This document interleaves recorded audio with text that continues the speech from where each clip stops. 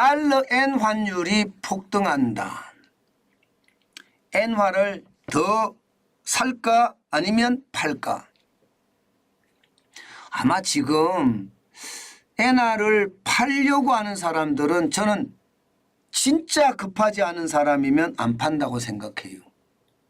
당장 말입니다. 100엔당 900원에서 왔다 갔다 하고 있거든요. 예, 900원 밑으로 떨어질 때도 있고요. 900원 위로 올라왔을 때도 있고요. 그러면 지금 엔화가 우리 원화에 대비해서는 굉장히 강세라는 이야기인데 강세라는 이야기를 그냥 쉽게 말입니다. 우리가 용인할 필요가 없지요. 더 많은 원화를 주고 더 많은 원화를 주고 엔화를 사야 되는 것이 아니라 더 적은 원화를 주고 엔화를 사야 되니까 원화가 강세라는 뜻이네요. 그죠? 원화가 강세. 엔화가 강세가 아니라 엔화는 약세죠. 약세. 자, 그러면요. 엔화를 계속 이렇게 약세로 둘까요? 일본 중앙은행이 말입니다. 지금 일본 중앙은행은요.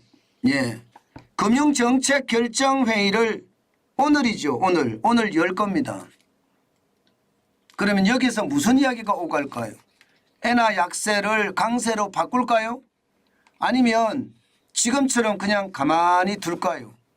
현재까지 시장에서는요. 아마도 이렇게 되지 않을까.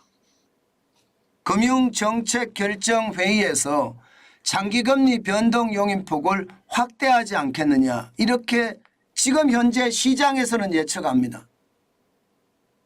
장기금리 변동 용인폭을 지금 현재까지는 1% 이상 가도 무방하다. 이렇게 이야기를 했거든요. 이것을 1.25%까지 또 늘리지 않을까 하고 말입니다. 현재까지는요. 공식적으로는요. 2022년 12월 플러스 마이너스 0.5%가 이게 기본이에요. 지금 2023년 7월에 플러스 마이너스 1%라고 제가 써놨는데요. 7월에 말입니다. 플러스 마이너스 1% 근접해도 용인하겠다. 이렇게 일본 정부가 이야기를 하고 일본 은행이 이야기를 했거든요. 그런데 이것이 말입니다.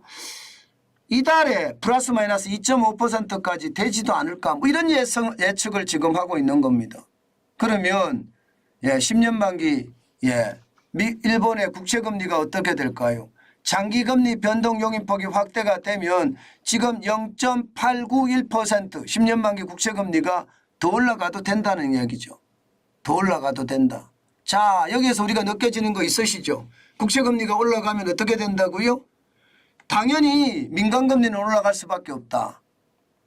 채권의 금리가 올라가면 은행채, 그죠? 국채는 은행채보다는 쉽게 말하면 강합니다. 더 안전하고. 그럼 은행채는 그렇기 때문에 이자를 더 많이 줘야 돼요. 그러면 국채보다 은행채 이자가 더 많다고 가정을 해보면 은행 입장에서는 고객들에게 대출을 해주려고 그러면 은행채를 발행해서 자금을 조달해 와야 되는데 그 자금을 조달할 때 자금 조달 비용이 커진다는 이야기잖아요. 자금 조달 비용이 커진다는 얘기는요. 결국은요. 대출금리가 올라간다는 이야기입니다. 대출금리가. 그렇게 되면 엔화의 강세는 더 강해질 수가 있겠죠. 약해지는 것이 아니라 지금 말입니다. 10년물 미국 국채금리가 2013년 9월 이후 10년 만에 최고치거든요. 게다가 10월 30일 현재 0.891%까지 올라갔습니다. 채권의 금리가 아마 거의 말입니다. 우리가 보지 못한 금리까지 올라가고 있어요. 그러니까 시장에서는요. 당연히 말입니다. 이거 올려서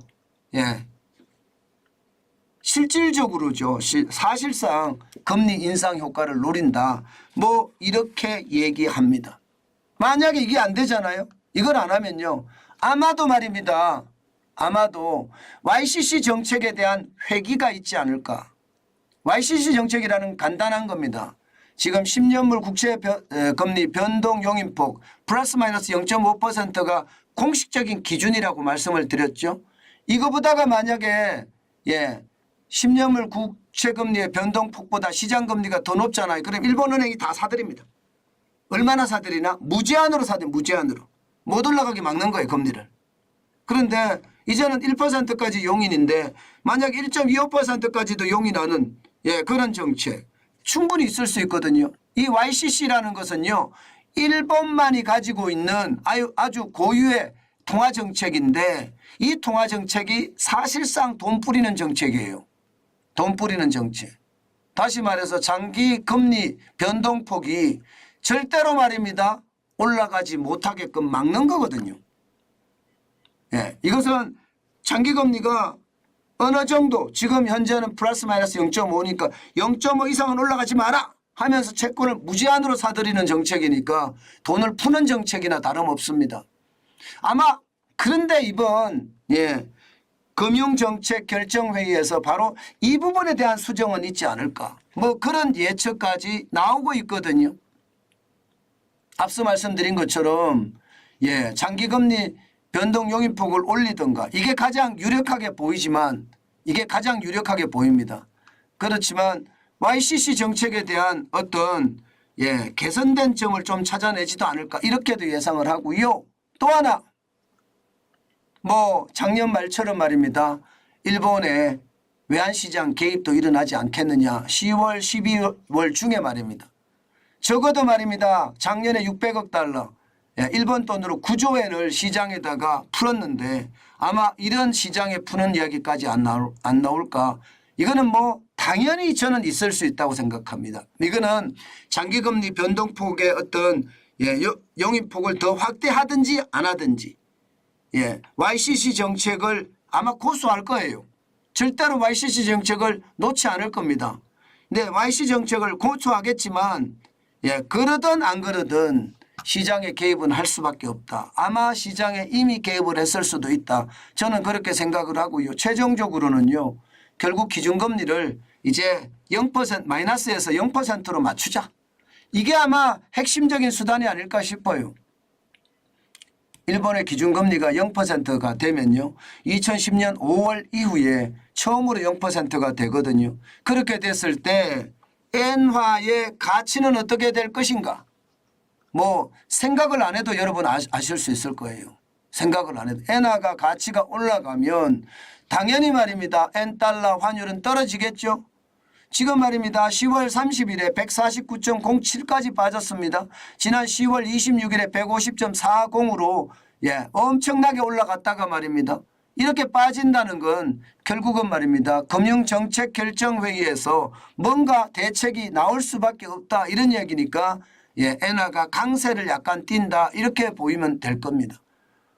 원화는 환율도 마찬가지입니다. 원화는 환율도 보면 지금 계속 896원대 그 밑에 움직이다가 지금 903.82까지 올랐거든요. 이것은 말입니다. 일본은행에 어떤 정책이 나올 것인가에 대한 어떤 관심사가 여기에 반영이 됐다 이렇게 생각을 하시면 될 것 같습니다. 그래서 늘 말씀을 드릴 때 저는 그렇게 말씀을 드려요. 엔화를 살까요 팔까요 이렇게 말을 하면요. 여윳돈으로 하시라고 제가 말씀을 드렸는데 여윳돈으로 엔화를 샀습니까? 이러면 여윳돈으로 샀습니다. 그럼 팔지 마세요 이럽니다. 그런데 저는 돈을 빌려서 샀습니다.